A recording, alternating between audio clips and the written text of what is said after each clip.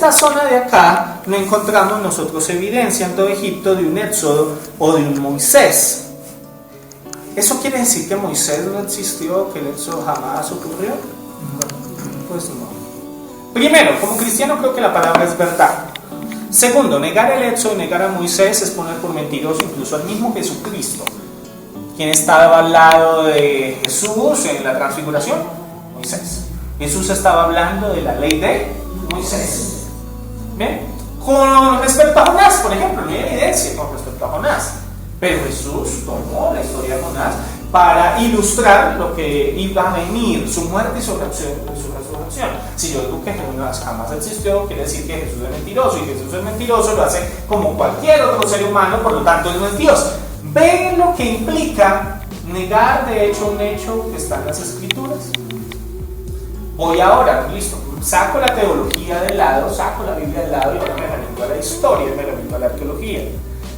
Solo un 30% de toda esta zona de Egipto, solo un 30% ha sido excavado, falta un 70%. Quizá en ese 70% vamos a encontrar la evidencia de Moisés o la evidencia de él.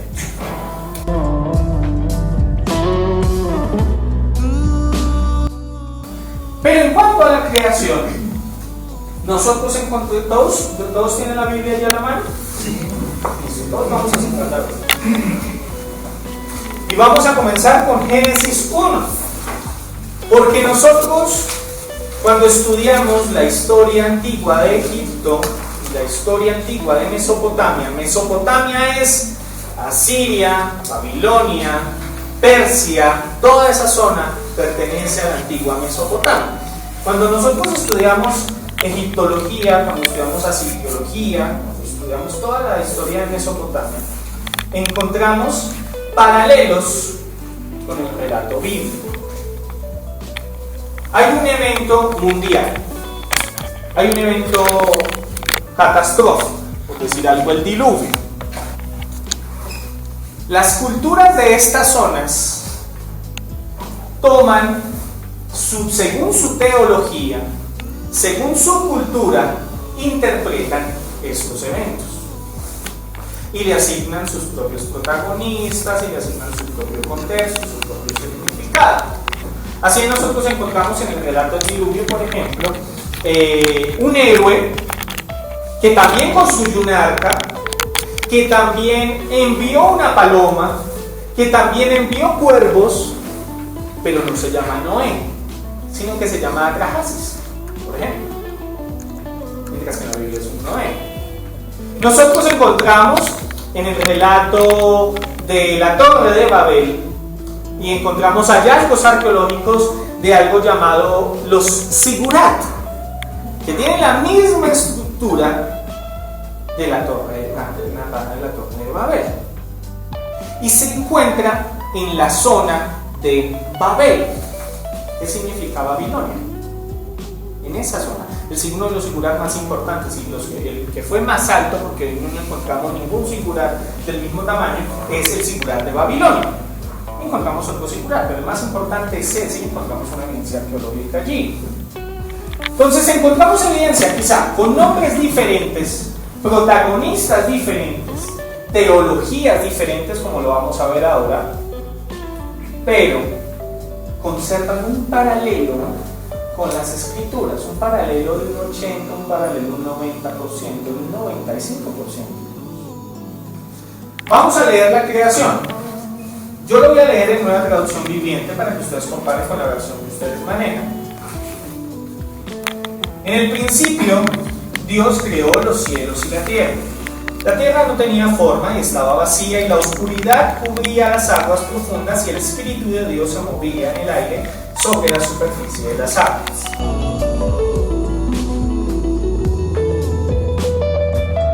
¿Qué nos dice entonces la historia y qué nos dice la arqueología del Medio Cercano Oriente Antiguo? Primero vamos a comenzar con Mesopotamia y la Biblia. Enuma Elish, es esto que ven acá, es solamente este triangulito. Eso es un triángulo que, bueno, no importa.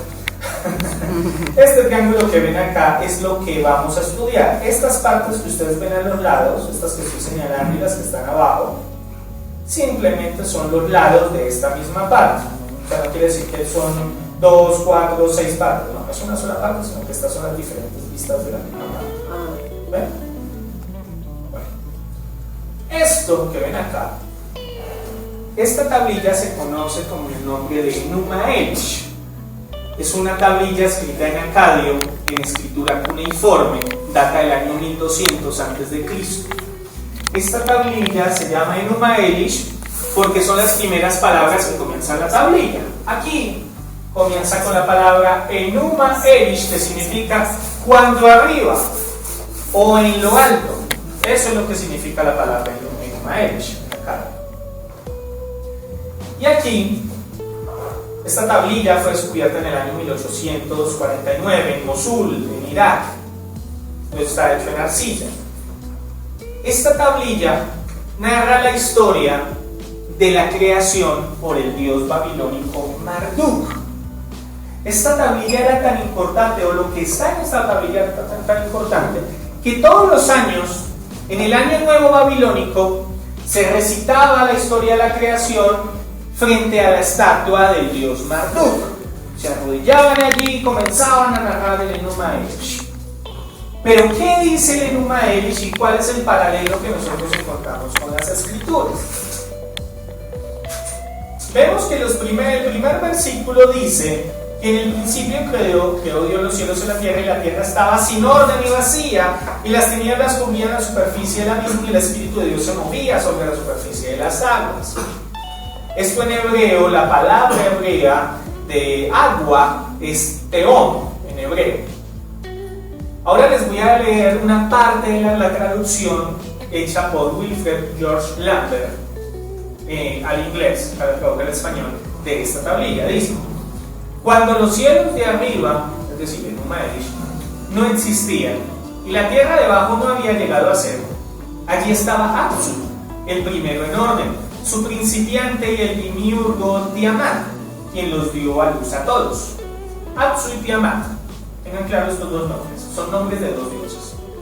Habían mezclado sus aguas antes de que la tierra de los prados se uniera y se encontrara un lecho de caña cuando no se había formado uno de los dioses, o había surgido cuando no se había decretado ningún destino.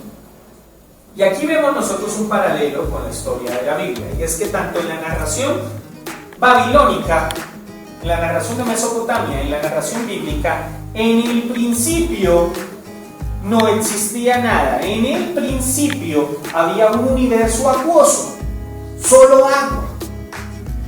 Y quienes estaban allí moviéndose eran solamente, en nuestro caso, Dios, en el caso de ellos, Apsu y Tiamat. Apsu, según cuenta la historia, era el agua dulce, y Tiamat era el agua salada o el agua del mar. Entonces nosotros aquí encontramos un primer paralelo, y es que en ambas historias, en primer lugar, existía agua, solamente agua. Apsu y Tiamat posteriormente tienen relaciones, dan a luz otros hijos, otros dioses, y estos dioses hacen mucho ruido y perturban la paz de Apsu y Tiamat. Apsu y Tiamat, cansados de lo que está sucediendo, deciden luchar contra sus hijos. Apsu pierde, es asesinada por una diosa que se llama Ea, la diosa de la tierra. Queda solamente viva Tiamat. Y la historia sigue. Posteriormente, nuevamente el ruido de los dioses que están allí perturba la paz de Tiamat.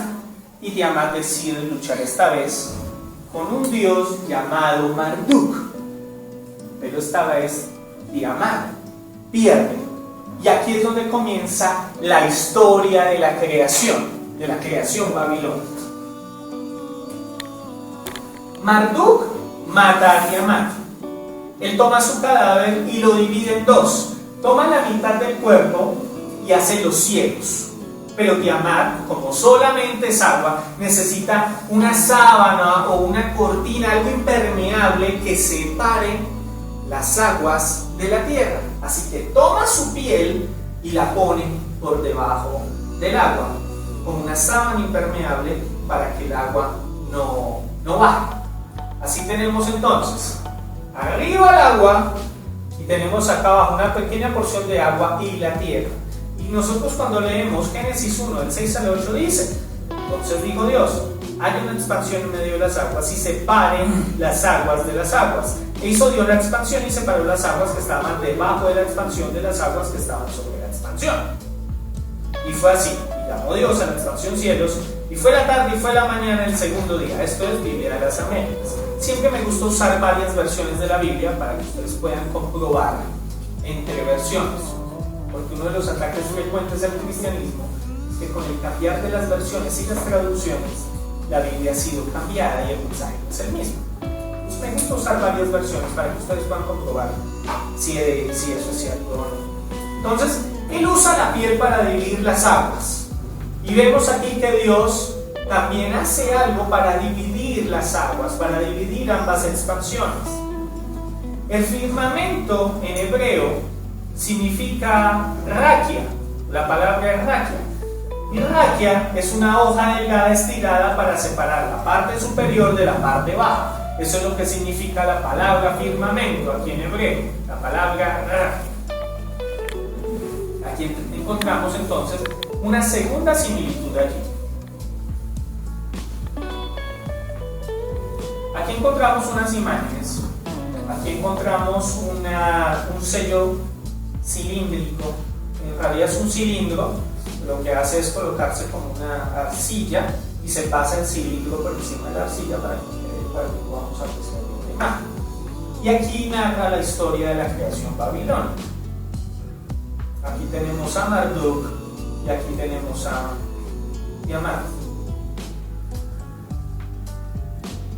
Aquí tenemos a Marduk sentado y el que está de pie es Hammurabi. Marduk le está entregando las leyes que deben seguir los hombres a Hammurabi. Cuando vemos el Génesis a la luz del Medio Cercano Oriente Antiguo, o más bien cuando vemos el Antiguo Testamento a la luz del Medio Cercano Oriente Antiguo, vemos ciertas similitudes entre estas leyes que Marduk supuestamente le está entregando a Hammurabi, o las leyes de Hammurabi, que guardan también cierto paralelo con el Decálogo de Moisés, las 10 leyes.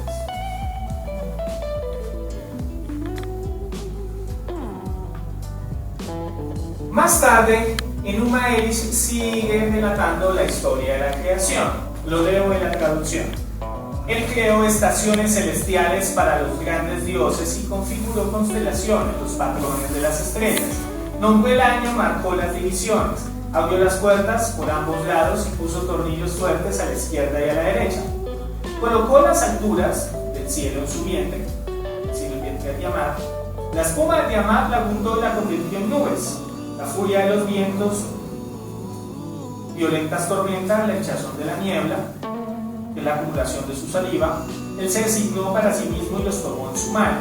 De sus dos ojos dejó fluir el Éufrates y el Tigris. Él bloqueó sus fosas nasales, amontonó las distantes montañas en sus pechos. Aburría pozos para canalizar los manantiales. Él puso su entrepierna que encajó los cielos, así la mitad de ella se estiró y la hizo firme como la tierra. Y aquí termina el relato de la creación según Mesopotamia o según Babilonia. Y cuando nosotros vamos a las escrituras vemos también algo similar, algo parecido, y vemos que Dios también creó la bóveda celeste y creó el sol, la luna y las estrellas para determinar las marcas del calendario. Y eso nosotros lo encontramos también en las escrituras. Lo que vemos acá es que si bien ellos no tomaron la palabra Yahvé, no tomaron el número de días, sí encontramos aquí que el orden es el mismo. El orden en que crearon la tierra, el orden en que Marduk creó la tierra, hizo la creación, es el mismo orden que nosotros también encontramos en las escrituras. Aquí se llama Marduk, para nosotros es el Dios creador, Yahvé, Elohim, ¿verdad? Vemos aquí que según la teología mesopotámica, ellos explicaron, o de la mejor manera que ellos pudieron, creación del universo o la creación de la tierra, aquello que ellos estaban viendo. Entonces nosotros encontramos aquí un paralelo histórico y encontramos una evidencia en otra cultura de cómo fue la creación bíblica. Enuma Elish nos cuenta aquí acerca de la creación de las luces celestiales. Él dice, que fue lo que nosotros encontramos aquí atrás, y lo que dice textualmente en la Biblia, dice: entonces dijo Dios, haya lugares en la expansión de los cielos para separar el día de la noche, y sean para señales, para estaciones y para días y para años, y sean por luminarias en la expansión de los cielos para alumbrar sobre la tierra. Y fue así. Hizo Dios las dos grandes lumbreras, la lumbrera mayor para dominio del día y la lumbrera menor para el dominio de la noche. Hizo también las estrellas, y Dios las puso en la expansión de los cielos para alumbrar sobre la tierra, y para dominar en el día y en la noche, y para separar la luz de las tinieblas. Y vio Dios que era bueno, y fue la tarde, y fue la mañana, el cuarto día. Génesis 1:14. Pongamos aquí entonces la similitud. Los puntos de similitud entre ambas tradiciones las concluyo así. Primero, el comienzo de la creación del mundo consistía casi exclusivamente en agua. Segundo, estas aguas se llaman Teón en hebreo y Tiamad en acadio. Estas dos versiones en protosemítico son la misma palabra. O sea, las dos palabras, aunque son en idiomas totalmente diferentes y de hecho en género, porque Tiamad es femenino en acadio, mientras que Teón es masculino en hebreo, provienen de la misma etimología del protosemítico, lo que a veces se llama hebreo bíblico, pero el hebreo antiguo es más antiguo que lo que nosotros el hebreo bíblico se llama el protosemítico, y estas dos palabras provienen de la misma raíz. Tercero, el primer acto de la creación fue la división del agua en dos partes, como lo vimos. Acto seguido, una lámina impermeable debajo de las aguas. Más tarde se crearon las luminarias y se terminó su papel como marcas del calendario. Y la última criatura que se agregó a la creación fue el ser humano. Estos son los puntos de similitud que encontramos nosotros en ambas tradiciones. Por supuesto, nosotros encontramos unas diferencias teológicas, tres importantes, demasiado importantes. La primera es la relación entre los seres divinos y la naturaleza. Mientras que los dioses mesopotámicos son básicamente parte del mundo natural, como lo es Tiamat, como lo es Apsu, como lo es Ea, incluso el mismo Marduk. El Dios bíblico está por encima de la naturaleza y no tiene historia ni tampoco genealogía. Marduk tiene historia. La actitud hacia la mitología.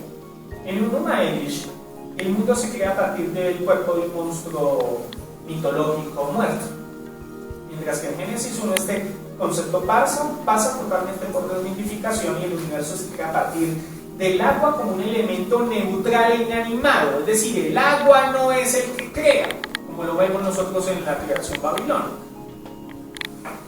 Y ahí por último el grado de soberanía divina. Si bien en el antiguo mito que retrató la creación como el resultado de una batalla entre dioses, el dios creador y las entidades divinas amenazadoras, Tiamat, Marduk, por ejemplo, en Génesis, en la historia del Génesis, se presenta la creación como la decisión soberana de un Dios que no tiene rival. Yo estoy de acuerdo con lo que dice C.S. Lewis, y es que C.S. Lewis, cuando explica el tema de Satanás, dice que Satanás no es la contraparte de Dios. Satanás es la contraparte de cualquier otro ángel, pero Dios no tiene rival, Dios no tiene contraparte. Estas son las diferencias y las similitudes teológicas que nosotros encontramos en ambas tradiciones.